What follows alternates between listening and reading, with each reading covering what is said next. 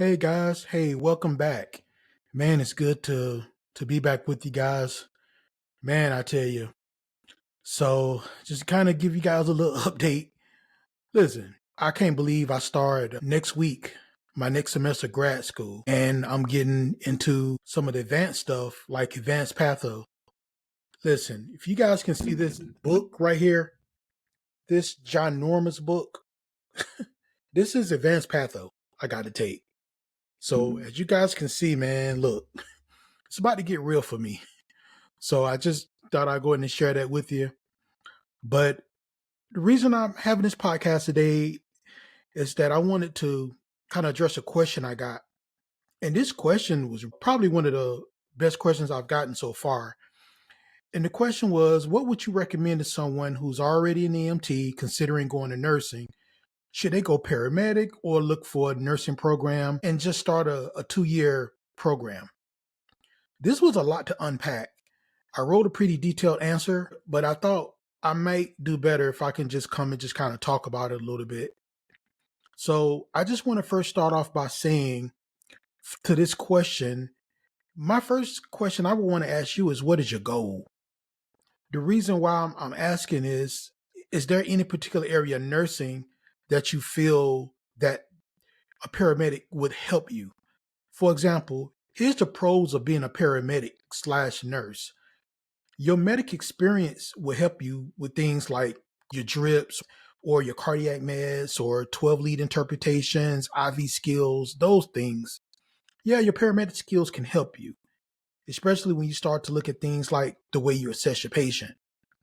But the cons of it is, that it's a different type of assessment. Your nursing assessment, paramedic assessment are two different things. It's two different approaches to patient care. It's two different thought processes. And it's a different way to look at your patient. But again, like, what is your goal? Because to me, the best area skill for a paramedic trained nurse is really critical care transport and flight. So most people probably thought I was going to say the ED. Not really, because the ED is really not set up for you to be autonomous. The ED, honestly, is the mid-levels or the doctor will go see the patient and pretty much give you an order set to follow, and you follow that order set. So it's not set up in an autonomous way. And that's why a lot of us, me being a medic, trained nurse, sometimes I used to get frustrated being in the ED because I felt like I should be more autonomous versus just kind of sitting around waiting on orders, if that kind of makes sense. But I think my main point for this one too is, if you haven't been to school yet, that means you really don't have any medic experience. So there's really no need for you to go to paramedic school, because the medic skills won't help you. Even if you finish school and you're paramedic, those skills won't help you. But your EMT skills would. And let me explain what I mean by this. As an EMT, you have good hands-on patient care experience. That is probably hands down the thing that would make you better than anyone else, is your hands-on experience, especially like dealing with things like dealing with the family. It takes nurses a little bit to gain skills if you really don't have patient care on how to deal with a family. Well, when you out there as a paramedic, you and your partner, you can kind of, when you go into a house, it's just you and your partner. You may have law enforcement on scene to kind of help, but sometimes it's hard. You're trying to deal with someone's mom, and the son is back there making like little smart threatening comments, and you just kind of like, well, do we leave the scene? Do we call law enforcement? How do we call law enforcement? Or how do we de-escalate the situation? So you learn really good de-escalation skills coming from EMS. Also, you familiar with the medications, because I remember working services when I was working as a truck 911 medic. Not only did I do medication inventory, but my partner did medication inventory too. So they was about as familiar as I was. They knew if Cardizem was over 30 days old, they already knew, like, hey, well, we need to go and let this go. And also you can do a patient assessment. You're trained to spot improvement or decline in a patient's condition. And that's all you really need, to be honest with you. as far as basic nursing and the way the healthcare system is concerned, they view EMT and paramedic the same. And it's sad to say, but most outside of EMS don't know the difference between an EMT or paramedic. They look at you just the same. As a paramedic, I've been called an EMT I don't know how many times. Not saying that I don't like being called an EMT, but my title is paramedic. So, and when I mean by most people in healthcare, I'm talking nurses, physicians, mid-levels, which are PAs, unless they were EMS, or nurse practitioners, pharmacists, physical therapy, occupational therapy, the whole shebang. None of them know the difference between an EMT and a paramedic. So just because you're a paramedic, don't give you a leg up if you're already EMT, because we're kind of viewed the same. Now, if you are an EMT, there's really no need for your medic unless you want to work in critical care flight. And then too, that really depends on your state office of EMS and your flight service. And here's what I mean by that. In my state, if you wanted to be a flight nurse, they require you to have a pre-hospital cert. So it can be EMT or paramedic. That's usually for things like scene calls, because you want a pre-hospital cert to do a scene call.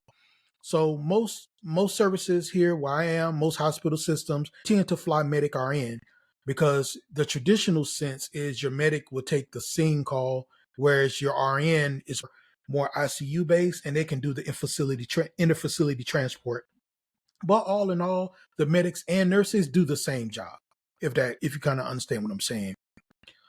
And also, but for services that fly RN to RN, then they tend to require dual credentials. And those are for nurses. And for those nurses, there are RN to paramedic bridges. Some medics, I ain't gonna lie to you, I used to hear a lot of medics get really upset with the RNs that would go and get their paramedic via a bridge instead of just going through a Con Ed paramedic course, because they felt that they didn't get the really true experience it took to be a paramedic. Because most of these RN to medic bridges are just like maybe 8 weeks.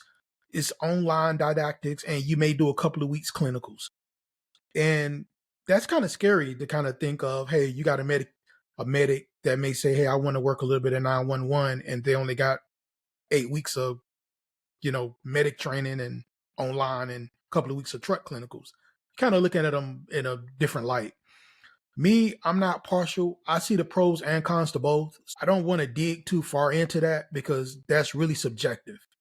But it's just the point that there are some bridges out there if you are RN and you want to come back and get your medic. So here's my tips for you. And I think in closing, one of the things I will tell you is that if you are an EMT and you're considering nursing, don't worry about paramedic right now. What I would do is I would just focus on my nursing prereqs, focus on your entry exam, and go through a 2-year ADN program. And if you want to do your medic later, do the RN to medic bridge, because that'll probably be your best bet time-wise. Don't make no sense to go through a year-long paramedic Con Ed program to become a medic, then go get your ADN. That don't make no sense. Now, if you do go that route, I'm just going to let you know medics won't like you, but they don't pay your bills either. So as I thank you for your time, as always, keep those comments coming. For example, some of you got really great questions, and your questions can give me really good content that I can dig and give you guys. Keep those comments coming, subscribe, pass the word. And as always, guys, happy nursing.